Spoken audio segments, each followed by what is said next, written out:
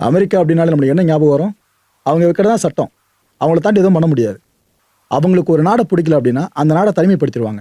அவங்க பேச்சை மீறி எதனா ஒரு நாடு அந்த நாடு கிட்ட நட்புறவோடு இருக்காங்க, ட்ரேடு பண்றாங்க அப்படின்னா அந்த கூட்டாளி நாடுகளுக்கு கதையை முடிக்கிற வேலையை அமெரிக்கா பிளான் பண்ண ஆரம்பிச்சிருவாங்க. இப்படி தான் ஒரு பிம்பம் இருக்கு.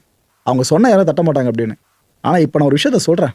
இதை கேட்டு முடிச்ச பிற்பாடு, ப்ரோ இதுல யார் அமெரிக்கானே தெரியலையே அப்படி நீங்களே குழம்புவீங்க. அப்பேற்பட்ட விஷயம் கடந்த ஒரு வாரத்தில் மட்டுமே நடந்துட்டு இருக்கு. என்னாச்சு?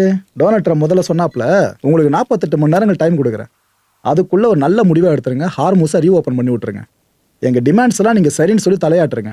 அப்படி இல்ல அவனை உங்க நாட்டில் இருக்க ஒரு பவர் பிளான்ட்டோட விட மாட்டோம், முதல்ல பிக்கெஸ்ட் பவர் பிளான்ட் அடிச்சுட்டு அதுக்கப்புறம் ஒன்னொன்னா காலி பண்றோம்னு ட்ரம்ப் சொன்னார். எவ்வளவு அக்ரெசிவா ட்ரம்ப் பேசுறாருன்னா ஈரான் பயந்து போயிட்டு பல பேரும் நினைச்சாங்க. ஆனா ஈரான் என்ன ரிப்ளை பண்ணுச்சு?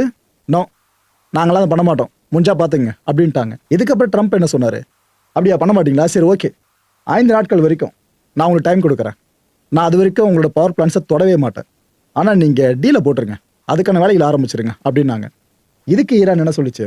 தேவையில்ல, எங்களுக்கு எதுவும் இந்த டீல்லாம், எங்களுக்கு நிறைய இந்த போர் லட்சியங்கள் இருக்கு, அதை அடையிற வரைக்கும் நாங்கள் அடிச்சுட்டு இருப்போம், ஏன்னா நீங்கள் எங்களோட பவர் பிளான்ஸை தொட போறீங்களா, தொடுங்க. அதுக்கப்புறம் மிடில் ஈஸ்ட்ல அமெரிக்க தொடர்பு கொண்ட ஒரு பிளான்ட்டை விட மாட்டோம், எல்லாத்தையும் காலி பண்ணுறோம், கூடுதல் இணைப்பா நிறைய விஷயங்களை பண்ணுவோன்னு ஒரு பயத்தை காட்டினாங்க. இதுக்கப்புறம் ட்ரம்ப் என்ன சொன்னாரு? அப்படியா, சரி ஓகே, 1 மாசங்களுக்கு நான் சீஸ்ஃபயர் அனௌன்ஸ் பண்றேன், ஓகேவா, நீங்களும் நிம்மதியா இருங்க, அதுக்கப்புறம் யோசிங்க, நான் உங்களுக்கு ப்ரெஷர் பண்றது அந்த டீலுக்காக தான், அந்த டீலை பத்தி யோசிங்க, ஒரு நல்ல முடிவா எடுப்போம் அப்படின்னு சொன்னாரு. இதுக்கும் ஈரான் என்ன சொல்லிச்சு? தேவையில்ல, எங்களுக்கு அதெல்லாம் இப்போதைக்கு தேவையில்ல அப்படின்னு தெளிவா சொல்லிட்டாங்க. இதுக்கப்புறம் ட்ரம்ப் என்ன சொன்னாரு? சரி ஓகே, அமெரிக்காவோட படைகள் இருக்குல்ல, அதை ஈரானுக்கு நான் அனுப்ப வேண்டியதா இருக்கும், கூடுதல் படைகள் வரும், கிரவுண்ட் இன்வெஷன் பண்ணாலும் ஆச்சரியப்படுத்துக்கல, அதை இப்போ நான் ஓப்பனா ப்ரெஸ்ட்டாக சொல்ல முடியாது, ஆனா பாத்துங்க எல்லாம் ஓகேவா உங்களுக்கு பேஸ் பண்ண அப்படின்னு கேட்டாரு. அதுக்கும் ஈரான் என்ன சொல்லிச்சு?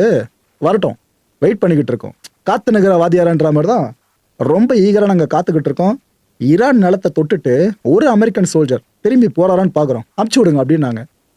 இதில் யாருங்க ஜெயிச்சிருக்கா? குழப்பமா இருக்குல்ல யார் அமெரிக்கான்னு. இதுதான் அந்த கான்ஃப்ளிக்டோட சம்மரி. சிம்பிளா சொல்லணும்னா இது போதும் உங்களுக்கு, ரைட்டு.